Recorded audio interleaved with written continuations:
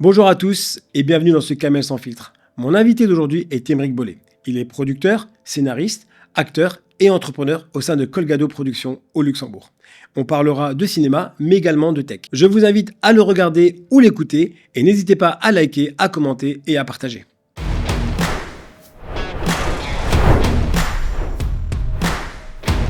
Where sustainability and social welfare are at the core of our concerns, where technological lead.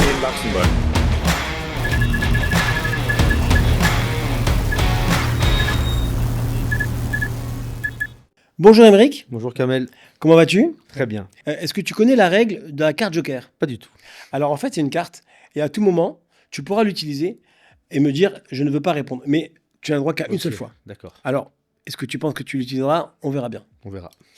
Parfait. Alors, on va commencer rapidement sur ce que tu fais au quotidien, pour expliquer un peu ton métier à celui qui ne comprendrait pas ton métier. Comment tu pourrais le décrire? Mon métier, je pense qu'il est un peu comme le tien, Kamel. Je suis un entrepreneur. Je suis quelqu'un qui me lève tous les matins avec des objectifs à remplir à court, moyen et long terme. Et j'essaye de m'y atteler chaque jour que Dieu fait. Voilà, c'est un peu prosaïque ce que je raconte, mais c'est la vérité. Je suis un entrepreneur, mais dans le secteur audiovisuel pour l'instant en tout cas. Audiovisuel, c'est-à-dire tu fais des films. Ça veut dire que j'ai créé une boîte de consultance en management en 2018 au Luxembourg, dans le nord du Luxembourg, avec un associé. Et je me suis rendu compte que je voulais revenir à l'essentiel, ça veut dire raconter des histoires, parler aux gens, etc. Moi, j'ai toujours été passionné par le cinéma, par le théâtre, par la littérature. Et je me suis rendu compte qu'il y avait une industrie audiovisuelle au Luxembourg, notamment le film fond au Luxembourg. Et j'ai créé Colgado Productions, qui est une société de production audiovisuelle, qui était éligible, agréée au film fond. Ça veut dire que je peux déposer des dossiers de production chez eux, du court-métrage, du documentaire et de l'écriture et développement de long-métrage. Et donc j'ai créé cette boîte, alors que j'ai beaucoup bossé en Belgique avant dans le secteur culturel. Et j'avais vraiment envie d'entreprendre au niveau audiovisuel au Luxembourg. Et donc, tu es aussi scénariste? Ouais, alors moi j'ai écrit deux romans. Ok. Un carnet de voyage après 3 mois en Amérique du Sud. Mon premier roman à Tel Aviv il y a 2-3 ans avant la guerre. Et maintenant, j'ai écrit effectivement mon premier scénario qui maintenant est devenu un court-métrage en fin de production, donc j'en suis très content. Ouais. Court-métrage, combien de temps? Court-métrage de 20 minutes, 2 ans de travail, 120 000 euros de budget, 30 personnes sur le plateau, plus la post-production image, son, beaucoup de taf.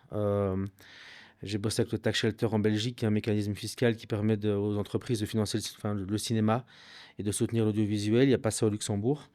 Et c'était pour moi un vrai baptême du feu parce que j'avais jamais vraiment fait de vrai tournage professionnel avant, du moins avec autant de moyens. Et c'était un vrai kiff, quoi. 120 000 euros pour toi, c'est beaucoup. C'est autant de moyens? Bah, Parce que c'est pour moi, beaucoup.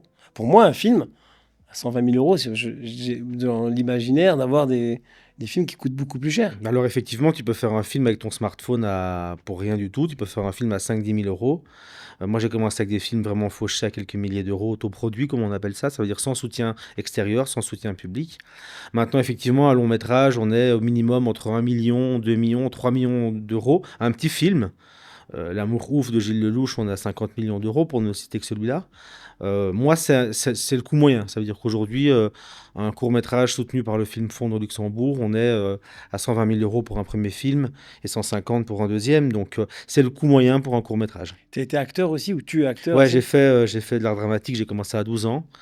J'ai fait quelques plateaux internationaux à l'époque avec Mathias Schoenaerts, etc. Avec Charlotte Rampling aussi. Donc, c'était quand même des expériences assez dingues parce que, notamment en course de Luc Besson, justement 50 millions d'euros, produit par EuropaCorp, le film de Thomas Winterberg. Tu arrives le matin, c'est un Avec plat- quel âge? J'avais 22, 23 ans, je crois. Et tu jouais quel rôle? Je joue le rôle d'un sous-marinier russe, en fait. Donc, c'était un tout petit rôle.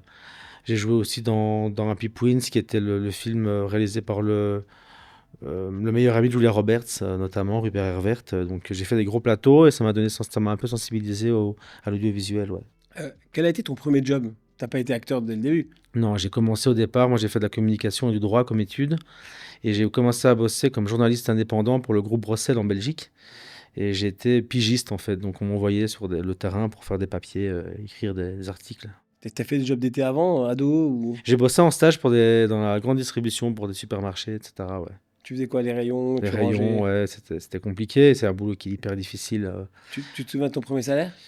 Mon premier salaire, En tant qu'étudiant et après, quand tu étais pigiste, ça devait être quelques centaines d'euros, je crois, un truc comme ça. qu'est-ce que tu en as fait? Je crois que j'ai acheté des bêtises, comme disait ton invité précédent avant. Le premier salaire, je pense que c'est le truc où tu veux te faire plaisir, quoi. J'ai pas de souvenir précis, mais ça devait être ouais, des bonbons ou un truc comme ça. Et quelle est la plus grosse folie que t'aies faite? Si t'en as fait. Ouais, j'ai acheté un tigre empaillé, donc un tigre femelle qui est morte naturellement dans un zoo en Allemagne. Et l'animal était vraiment hyper charismatique et j'ai craqué en fait. Donc j'ai acheté ça chez un taxidermiste. Et d'ailleurs, c'est encore chez moi aujourd'hui, mais c'est vrai que c'était une petite folie à l'époque, quoi. Et t'en fais quoi actuellement? Je la C'est de la regarde, elle déco. me donne de la force, quoi. C'est les yeux du tigre comme ça, quand t'es pas bien, le tigre te regarde et tu prends juste la force du tigre. Tu bois Justement, un bah, petit café, tu les regardes et ça te fait plaisir. Ça te ça fait c'est du quand bien. t'es pas bien.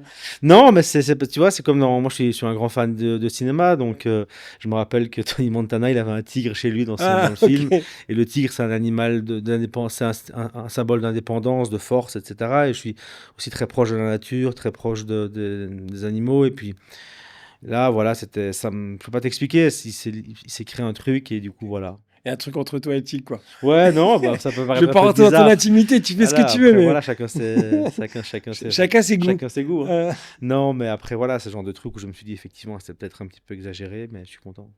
alors, si on regarde ton quotidien, quelle est la chose qui te passionne le plus dans ton métier?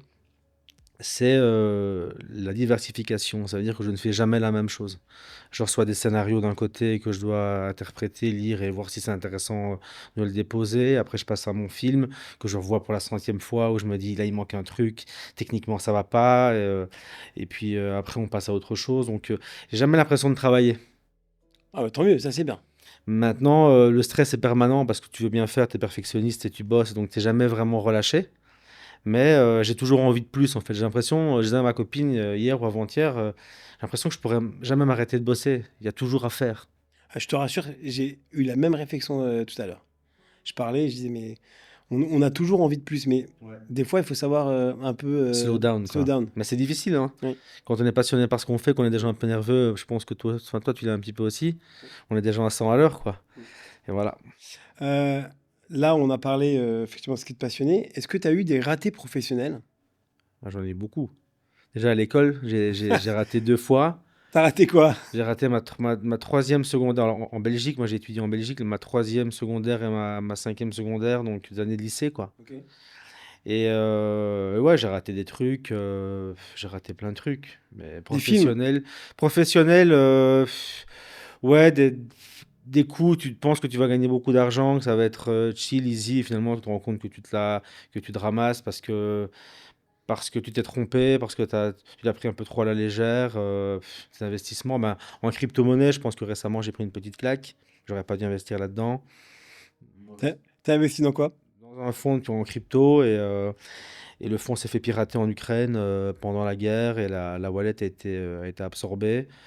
Voilà, après c'est compliqué de tirer des responsabilités de tout ça, mais c'est sûr que à refaire, je ferai plus gaffe. Voilà, maintenant, d'un autre côté, voilà, c'est aussi un actif qui... On va revenir après à la crypto-tokenisation parce que j'ai une ou deux questions là-dessus. C'est intéressant ce que tu dis là. C'est-à-dire que déjà que tu as une appétence un peu aux technologies.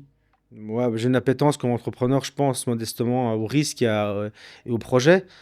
Et après, quand tu parles de raté professionnel, je pense qu'effectivement, pour y revenir, c'est plus ouais, des échecs de ce type-là dans l'investissement où t'as mal jaugé le risque et tu t'es ramassé en fait. Et inversement, t'as pas eu un jour un rôle qu'on t'a proposé ou plutôt un scénario qu'on t'a proposé et tu dis et tu l'as pas pris et au final tu aurais dû le prendre parce que ça a fait un Je carton. crois que j'aurais dû partir à Paris plus tôt et faire des études d'art dramatique et vraiment y aller, quoi. Parce que je pense que j'aurais pu peut-être faire autre chose. Après, je suis très content d'être là aujourd'hui où je suis. Mais peut-être que j'aurais dû y croire un peu plus ou me dire c'est possible, vas-y. Mais quand tu grandis en Belgique ou en province où t'as pas forcément ce milieu-là, t'as pas forcément les codes au départ pour y aller, et t'oses pas y croire, quoi. Justement, est-ce qui t'est arrivé de te dire je suis pas à la hauteur, j'y arriverai pas? Ouais, moi, je me rappelle, j'ai joué en semi-professionnel une pièce qui était Carlo Gozzi, le roi cerf. 3 heures et demie de pièce. Je tenais tout le rôle. Il y avait 5 ou 6 changements de personnages, de costumes. Et tu montes sur scène, t'as la pâteuse, t'entends le bruit dans le public, t'es pas bien.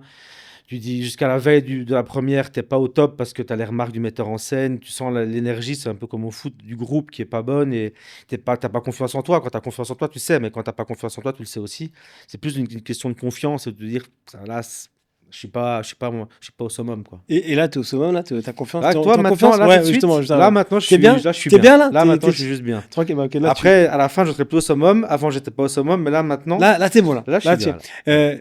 Au niveau des imitations, là, je t'ai déjà vu faire un ou deux trucs. Tu peux en faire une un peu Franchement, monsieur Abroun, demandez ça à un chef d'État. C'est pas très bien. C'est pas Ok. très bien. Non, mais là, c'est un peu pour détendre, hein. On va partager ça un peu plus. Est-ce qu'il y a une tâche aujourd'hui que tu fais, que tu aimerais te débarrasser? Tu dis, bah, j'aimerais vraiment arrêter de faire ça. J'aimerais me débarrasser de mon smartphone parfois. Parce que je suis accro au mail, aux réseaux sociaux un peu. Donc, c'est plus une tâche, là. Donc, ça veut dire te débarrasser du fait de répondre à des emails. Ouais, genre, j'aimerais bien que mes mails soient traités plus efficacement et que j'ai plus à m'en occuper, en fait. Ouais, tu peux prendre une IA qui répond à ta place. Ouais, mais j'ai pas confiance. T'as pas confiance en l'IA. C'est pas que j'ai pas confiance en l'IA, mais le contrôle humain, pour moi, sur l'IA, il est hyper important. Mhm. Là, récemment, j'ai utilisé un logiciel d'IA qui résume les PDF. Donc, c'est un chat GPT du PDF. C'est hyper.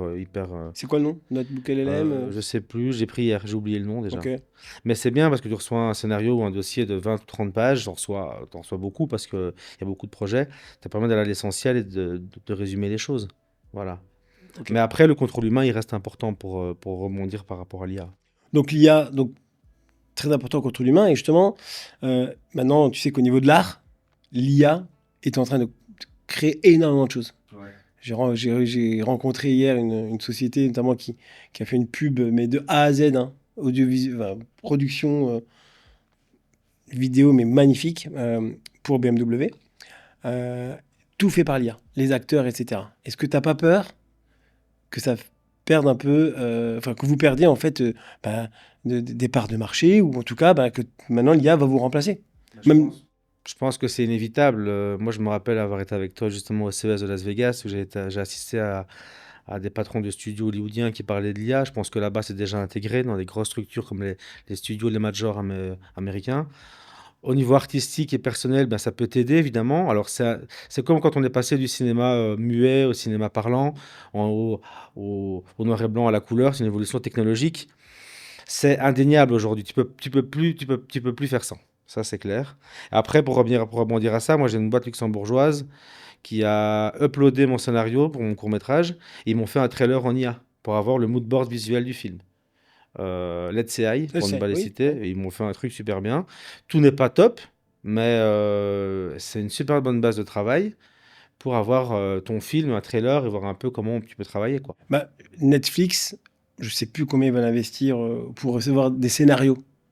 Et pour pouvoir en fait créer en fait ces nouveaux films, ils vont forcément passer par des scénaristes IA.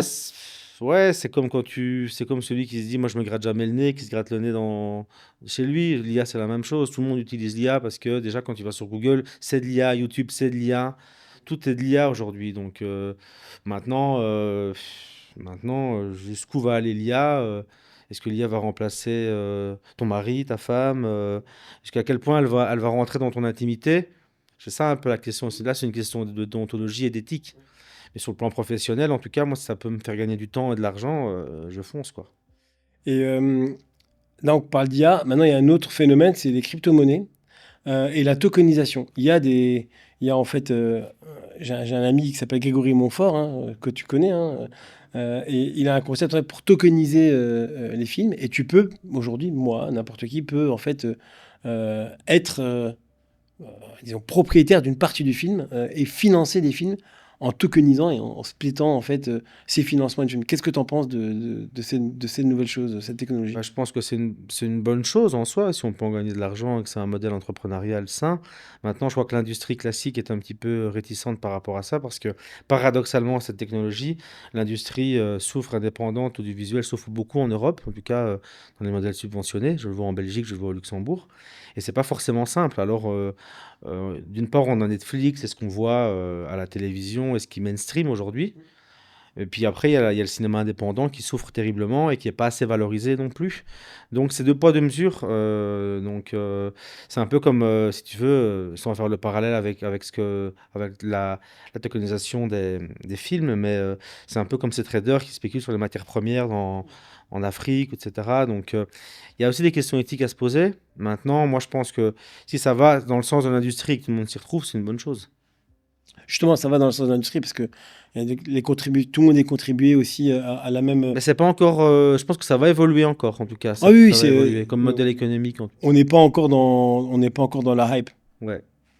Euh, Maintenant, on va parler un peu de films et d'acteurs. Je pense que quelle est la personne la plus charismatique que tu aies rencontrée dans le cinéma? Dans le cinéma, Oui.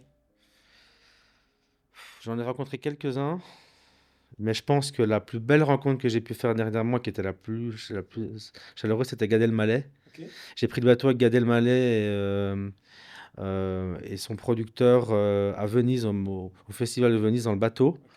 Et on a parlé comme deux potes et on est sorti du bateau, on a été boire un verre après et c'était une super expérience quoi. Et vrai que c'est une vraie chaleur humaine quoi. Tu le mets dans la catégorie des acteurs et pas des comédiens, Il comiques. a tourné quand même avec Ouais, Spielberg dans ouais, Tintin, il a quand même ouais. il a été dîner chez Al Pacino, il a quand même fait pas mal. Après, c'est effectivement un humoriste et je pense que lui-même, enfin je me souviens d'avoir parlé avec lui, il me disait il aurait préféré il aimerait faire tourner davantage. Mais après, au niveau des acteurs, vraiment, euh, Attention, c'est un vrai acteur. Gad Elmaleh, si tu nous écoutes, oui, tu es un vrai acteur, mais tu es aussi, à la base, plutôt humoriste. tu nuances les choses. Ouais. Hein, oui. Non, après, il y en a vraiment beaucoup. Il y en a vraiment beaucoup. Euh, Mais pas que tu aies rencontré alors, quelqu'un que tu admires. Pas forcément que tu aies rencontré. j'ai croisé Guillaume Canet à Deauville, j'en ai croisé beaucoup. C'est des acteurs français, mais Ouais. toi, tu es belge, et un acteur belge quand même, il y en a quand même quelques-uns. Un acteur belge que j'ai croisé, il y en a Poulvord. Poulvord, j'adorais le rencontrer, j'ai jamais rencontré, mais ouais, ça c'est effectivement l'acteur belge par excellence, effectivement. Ouais. Et y a-t-il des gens avec qui tu as tourné et tu dis plus jamais je tournerai avec? Non, parce que j'ai malheureusement pas assez d'expérience pour, euh, pour pouvoir faire ce tri.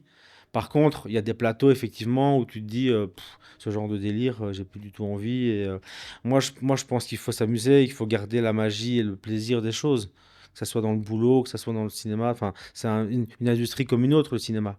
Et donc, faut se respecter, il faut garder l'humanisme et le respect des autres. Donc, c'est à ce niveau-là plutôt que c'est important. Et est-ce que tu vois une corrélation forte entre le cinéma et les technologies? Bah, c'est évident. Tu parlais de geek tout à l'heure, de tech. Maintenant, Netflix va proposer des jeux vidéo. Je sais que le Tax Shelter en Belgique vient financer le gaming aussi. C'est le cas un peu pour Luxembourg. Donc, c'est étroitement lié. Et en tout cas, ça, c'est un support technologique indéniable, c'est sûr. Ouais. Oui, on a déjà vu même des films qui deviennent des jeux vidéo et inversement. Ouais, tout à fait. C'était Tomb Raider, genre Bah, de la film comme ça. cinématique est souvent la même, et maintenant, tu as des jeux vidéo. Je pense que dernièrement, Ubisoft a sorti un jeu vidéo, qui un truc, un budget mais colossal. Et il y a un vrai marché aussi là-dedans. Donc, non, ça se rapproche parce que c'est de l'art narratif. Et le but, le cinéma, comme un jeu vidéo, c'est de faire rêver les gens, c'est de les faire sortir. Moi, je me rappelle la première fois que j'ai joué à GTA 3 sur cette map. C'était une découverte, quoi. Tu joues encore aux jeux vidéo? Non, malheureusement plus. Mais pas. Non, ça m'est passé, mais non. Est-ce qu'il y a une technologie aujourd'hui, tu dis, que tu peux pas te passer? Technologie, typiquement le smartphone, je pense qu'aujourd'hui, tu as besoin d'aller voir ce qui se passe, ouais. Après, c'est compliqué. On a un rapport un peu addictif à tout ça, je pense. Il y a le patron de Microsoft et je crois le patron d'Apple, non, pas le patron d'Apple, le patron de Microsoft et le patron de Facebook qui disait que demain, bah, il n'y aura plus besoin de téléphone. Même Elon Musk il disait ça. Toi, qu'est-ce que tu penses? Qu'est-ce que tu en penses? Est-ce que tu... bah, avec des lunettes, où tu dirais tout pas de lunettes, ou alors tu aurais une puce. C'est vrai que tu prends les casques, le Quest, ou c'est ça, je crois que c'est ça. C'est quand même c'est assez dingue, quoi. Mais ça va évoluer, hein. C'est sûr que moi, entre le moment où j'avais 10-12 ans, où j'avais encore le téléphone fixe à la maison, mon père, il avait un vieux Macintosh, un vieux MS-DOS, tu Toi, vois, t'as quel âge? 36. Mais je me rappelle du premier PC que mon père a ramené. Et aujourd'hui, c'est vrai que c'est dingue. Alors, je sais pas comment nos enfants ils vont évoluer. Après, c'est positif. Enfin, ça ne peut être que positif de toute façon.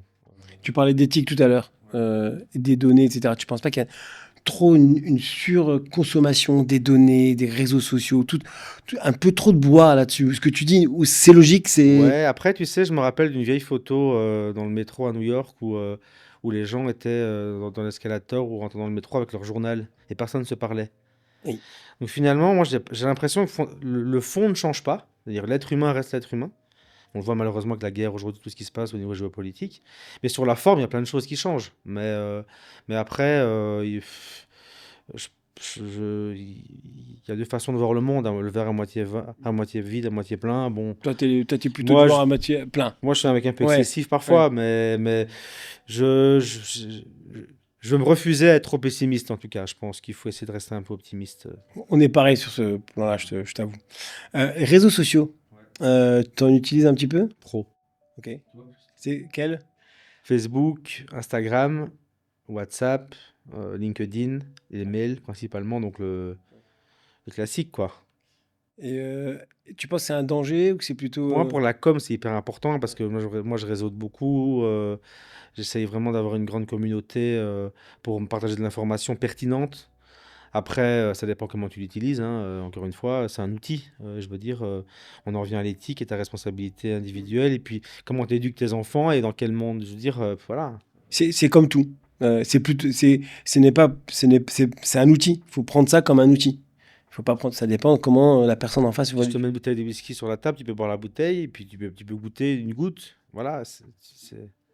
Pour moi, ça va être facile. Mais admettons, toi, je te connais un peu, un kebab ou un truc comme ça, Voilà, c'est la même chose. Tu vois, c'est bon, voilà. Ça dépend un petit peu.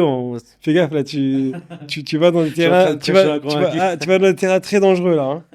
Hein. Ceux qui me connaissent bien, ils vont se dire ah là, il a sorti cette histoire de kebab. Je t'ai vu à l'œuvre. Ah ouais, c'est vrai. C'est vrai. On a fait ça sur le strip à Las Vegas, si tu te souviens bien. Exactement. Ouais. Pendant que les autres vont jouer au casino, moi je mange des kebabs à Las Vegas, tu vois. C'est ça qui est dingue. Oui, mais c'était top. Hein. C'était bien. Franchement, c'était vraiment bien. Ben justement, tu te souviens, SES, alors quelle est la technologie qui t'avait le plus fasciné? Moi, je pense savoir c'est laquelle. Hein. Mais... Il y avait ce chien robot, là, il m'a frappé. Mais après, le CES, c'était ouf. Hein. Enfin, c'est impressionnant. Alors, pour ceux qui nous écoutent, je me souviens, je savais à chaque fois où te voir, il y avait cette caméra qui bougeait toute seule, travelling, et en fait, dès qu'on devait te chercher, on savait que tu étais là. Ah oui, parce que j'avais été au stand Sony, où on avait vu ces caméras, Sony Venise, et ces digital stage, donc c'est un plateau en 3D maintenant, où il n'y a plus de décor, il n'y a plus rien, ça c'est complètement fou, quoi. Et tu étais scotché là, je me souviens, tu étais comme un... Moi, je suis comme un enfant dans un magasin de bonbons, tu sais, c'est super, ouais, c'est impressionnant, ouais. Quand il y a Louis Émeric, bah, à mon avis, il est devant chez Sony. Hein. Ouais, je crois que j'ai été 2 ou 3 fois là-bas, posé comme ça, comme un enfant, ouais. Un enfant au zoo, ouais.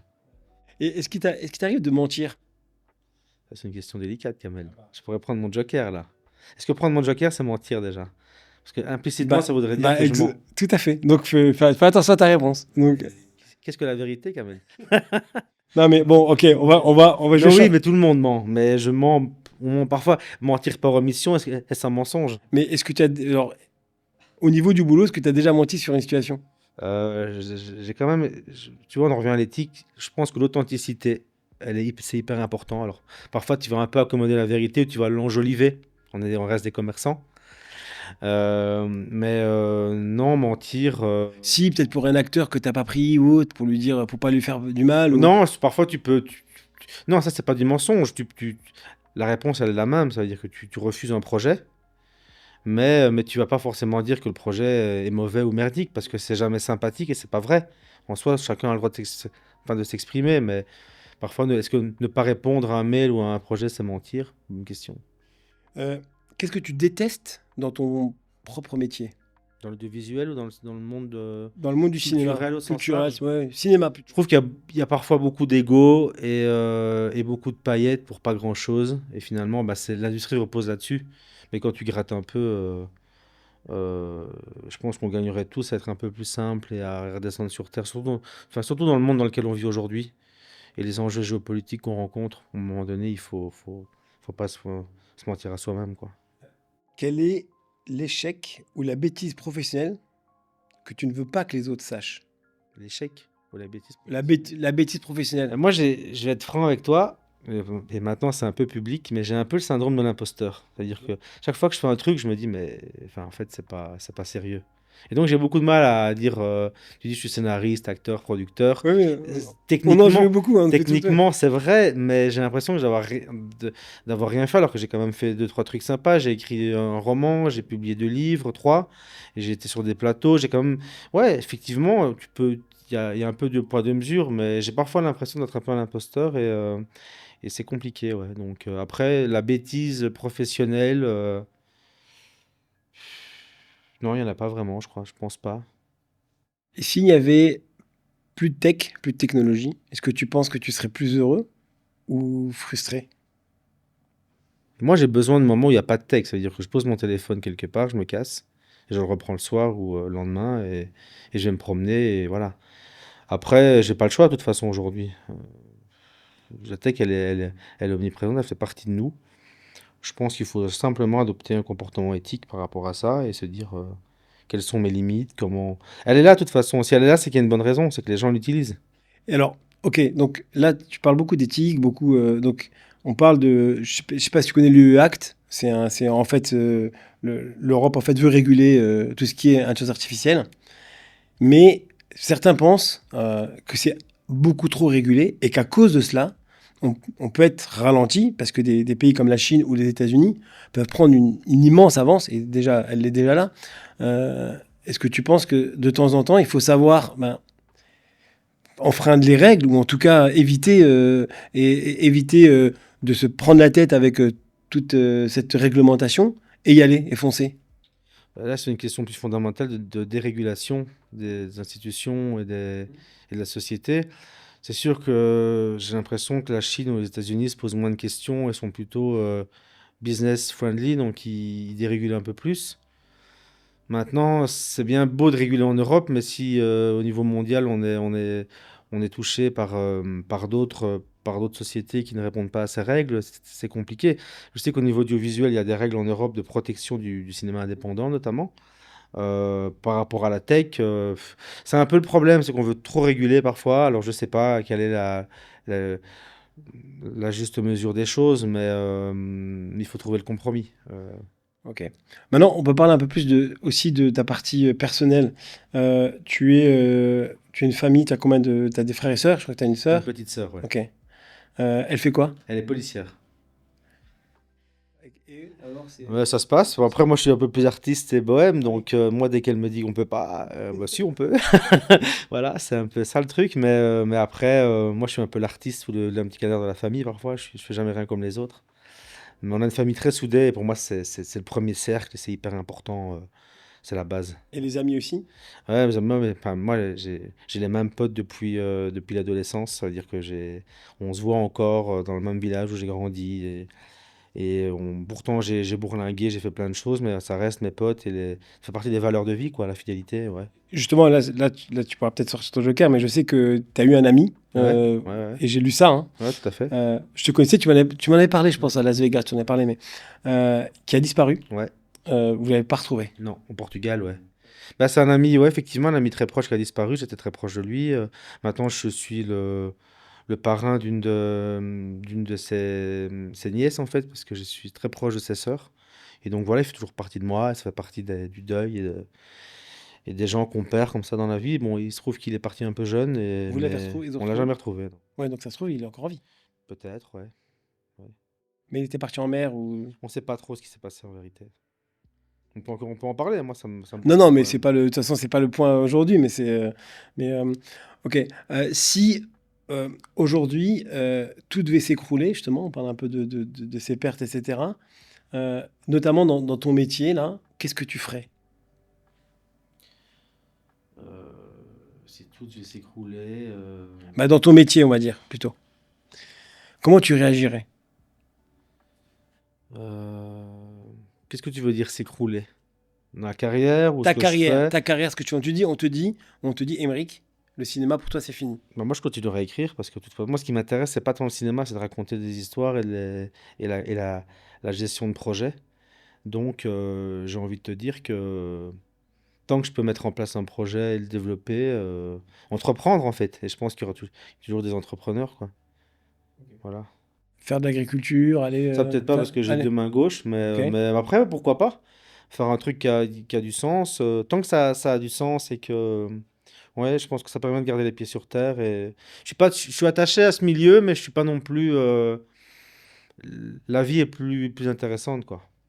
Si tu pouvais supprimer une entreprise tech qui existe dans le monde, ce Ouais. serait laquelle?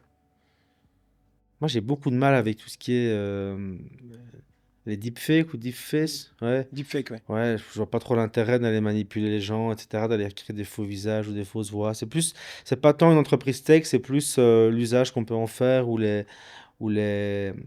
malveillance de la tech. Après, une entreprise en particulier, je pense pas qu'il y en ait une qui m'indispose, hein. Même avec tout ce courant aujourd'hui avec Musk, Zuckerberg, T'as une Tesla ou pas? non, j'en ai jamais eu. Ça m'a jamais intéressé. Peut-être que pourquoi pas, mais moi je suis pas Oui, dans le voilà. bashing non plus de me dire il faut les condamner, Faut il faut les boycotter. brûler Oui, tout à fait. parce que c'est hypocrite, parce que voilà. Et après voilà quoi. Euh, une autre question. Qu'est-ce que tu t'aimerais que les gens disent de toi? Bah que c'est un mec sympa, c'est tout. Que ouais. Après bah que en fait j'aime bien les gens vrais, authentiques, donc je préfère que les gens disent ce qu'ils pensent et j'espère renvoyer l'image que je pense renvoyer. Après, tu peux pas inviter les gens de parler, on vit dans le monde dans lequel il est, mais tant que les gens sont sincères, authentiques à mes côtés, ça me va. Est-ce que tu penses que ton entourage professionnel dise de toi ou dirait de toi si tu n'étais pas dans cette Je pièce? pense qu'ils pensent que je suis encore un peu jeune, mais que je suis dynamique et que je me bats. Et que je pense qu'ils reconnaissent autant la pugnacité, la force de conviction que le manque d'expérience. Parce qu'effectivement, il y a des producteurs beaucoup plus chevronnés avec qui j'ai la chance de travailler, qui ont une expérience de 30 ans et qui sont des Alors que toi, modèles. tu as Et 30 ans. moi, j'ai bientôt 37, donc je suis un bébé. Donc voilà, simplement, je pense qu'il faut reconnaître mon envie et l'énergie que je mets parfois dans certains projets. Bah, justement, un projet Festival de Mons. Ouais. Toi qui l'as lancé avec... Non, moi je suis ouais, ami avec ok. le délégué général. Ça a été créé par Elio Di Rupo il y a plus de 40 ans maintenant. Bien sûr, c'était la 40e édition. Et c'est là que j'ai rencontré énormément de monde, le réseau. Et je pense qu'encore une fois, le fait d'aller vraiment vers les gens, d'être humaniste, ça te permet de rencontrer plein de monde et d'ouvrir plein de portes. Donc c'était l'une de mes premiers pieds dans le cinéma notamment. Et finalement, il y a plein de choses qui convergent. Quand tu as envie, ben, le monde est petit, donc tout se rassemble, quoi. Est-ce qu'il y a une technologie que tu rêverais d'avoir, que tu n'as pas? Moi, j'ai toujours rêvé de me téléporter. Depuis que je suis petit, je sais ça. Ça, c'est un super pouvoir. Ça, c'est un super pouvoir. Ah, ouais, d'accord, c'est pas une tech. Une tech que je rêverais d'avoir, genre qui m'appartiendrait? Ouais, une technologie qui existe aujourd'hui, tu te dis, Ouais. mais cette technologie-là, j'aimerais bien l'avoir. Que tu peux pas te payer ou que tu n'arrives pas à avoir. Aujourd'hui, tu vois, il y a le robot Optimus, justement, on parlait d'Elon Musk à l'instant. C'est un robot, ce que tu dis, mais j'aimerais bien avoir un robot à la maison qui puisse se faire mes tâches ménagères. Moi, plus avoir un robot dans l'audiovisuel qui pourrait vraiment développer tout le projet, faire tout le process, aller plus vite en fait. Être beaucoup plus rentable et être plus performant. Ouais, mais ça, c'est des process. Ça, ça existe déjà, hein. Ça, tu pourrais. Ouais. Mais au niveau tech, rien, parce que je laisse la tech me surprendre, parce qu'elle est plus forte que moi de toute façon. Tu parlais de téléportation.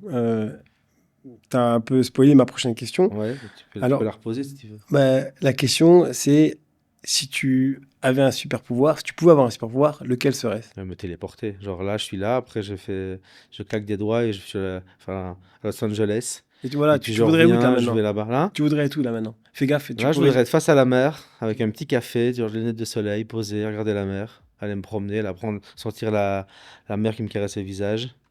Puis après, je vais aller manger quelque part, je fais ça, je suis là-bas en train de manger, et puis voilà. Donc, t'es d'origine belge. Tu vis en Belgique? Je vis en Belgique, ouais. Je suis entre Luxembourg et la Belgique.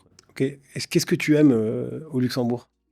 Bah, moi, ça fait maintenant plus de 10 ans, 12 ans que je suis résident au Luxembourg.